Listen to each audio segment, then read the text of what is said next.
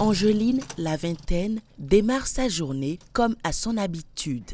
La jeune femme nourrit une passion prononcée pour la vitrerie, longtemps érigée en métier d'homme. Mais lorsqu'elle aborde sa tenue de travail, plus rien ne l'arrête. Après 3 années de formation et plusieurs stages, elle a décidé de faire de sa passion sa principale source de revenus. On était 2 dans l'atelier. Après, l'autre est parti, j'étais restée seule. Quand j'ai fini, j'ai pris ma machine. Ceux qui me connaissent, les gens m'appellent pour des pauses rideaux, pauses télé et prods. Donc, je fais un peu. À l'instar d'Angeline, Pélagie n'a rien lâché dans sa quête de devenir peintre automobile.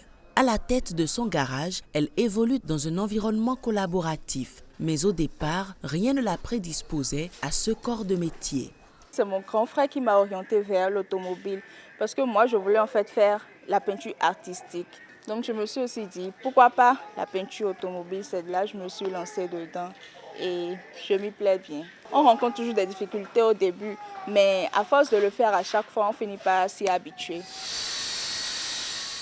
Emmanuela, quant à elle, est analyste biomédicale de formation. En parallèle, elle dirige sa propre entreprise de menuiserie moderne, née d'une passion et d'un désir d'apporter des solutions. Je voulais apporter une touche finie comme ce qu'on voit à l'extérieur, mais dans un bois de qualité adaptée. Donc j'ai commencé petitement à aller à l'extérieur, voir un peu comment ça se passe et commencer par m'y adapter.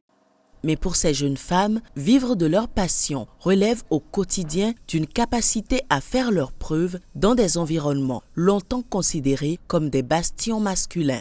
Il y a d'autres qui touchent même mes doigts pour voir si c'est vraiment moi qui travaille et tout. Il y a quand même beaucoup de cas en fait. J'étais sur un chantier, allé voir un véhicule. Le client était là. Et quand je suis arrivée, il m'a dit « Ah, nous a déjà ça mon tour. » Il a pris un autre véhicule, il est parti. J'ai pris un marché. Il me dit, on va passer à l'acte d'abord. J'ai refusé en même temps. Il a dit qu'il va me faire dépôt pour le travail.